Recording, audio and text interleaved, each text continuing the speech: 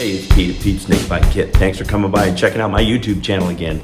If you've been following this, or if you haven't, I switched from fuel injection to a carburetor. We've been tuning on that recently, and it's getting close. That thing's actually working pretty well.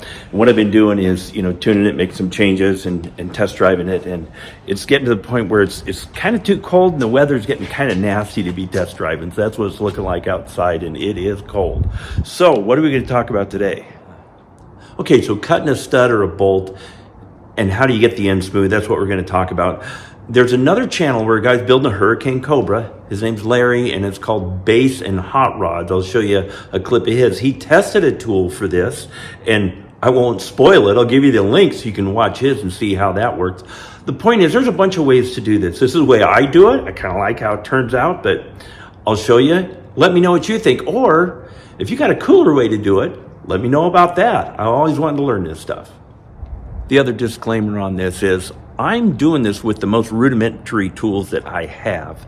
You probably have it, at least what I've got, and maybe even more. I'm using a hacksaw instead of a cutoff wheel to make a point.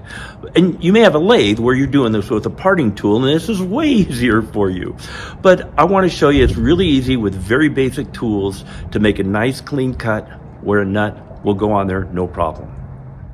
Mentioned Larry's YouTube channel a minute ago. It's called Bass and Hot Rods, and if you want to go check that out, he's got a bunch of cool builds he's done on there, and he is still working on a Hurricane Cobra. But he tests a tool that's specifically made for doing this. Like I say, there's a lot of different ways to do it. I'm not going to spoil his test. If you want to check it and see how this thing worked out, I'll put a link to this in the description so you can see how this test worked. Okay. We got that one chopped off. If you're using a cutoff wheel, this may look a little better, but you're cutting a bolt or you're cutting all thread, it usually ends up looking pretty crummy like that. And the biggest thing is it's hard to start it, whether you're screwing it into something or you're putting a nut on it.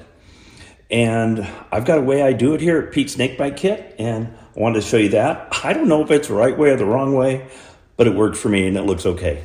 Let's take a look. So you may have a disc sander or something a lot more sophisticated than this. Here's the one we have at Pete's Snakebite Kit. It's a belt sander, and it's from, you guessed it, the Big Freight Company. And this works out pretty well. I'm going to clean up the end of this, and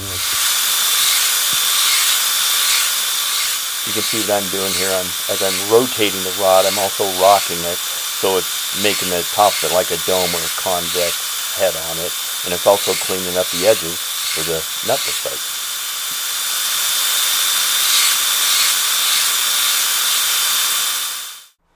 So I mentioned earlier that I'm purposely using very basic rudimentary tools. I have some better stuff for doing a few of these things, but I don't have a lathe. So this drill motor is my lathe.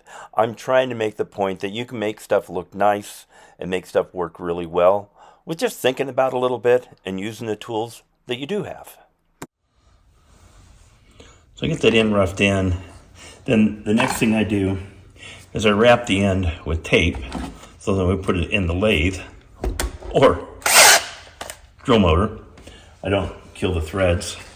Then sanding block, it seems to work pretty good. I can just keep working it on there, and I think it bends around it a little bit. Again, this is just how I do it. I don't know if this is perfect. And I go to a finer grit, and you just keep working it until I'm getting closer to what I want it to look like.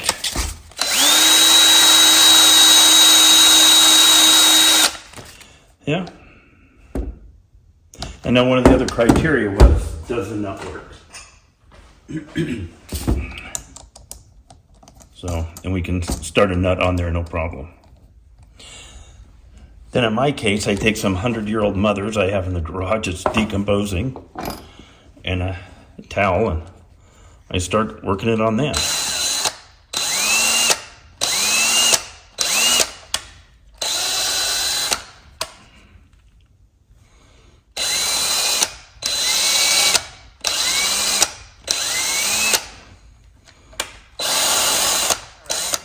See, just a little twirl here and a yank there, and boy, oh, like, yeah, I got an aesthetically pleasing configuration of hair. And if this is not an aesthetically pleasing configuration, I don't know what is. Hey, thanks for watching. If you got another way to do this, let me know in the comments.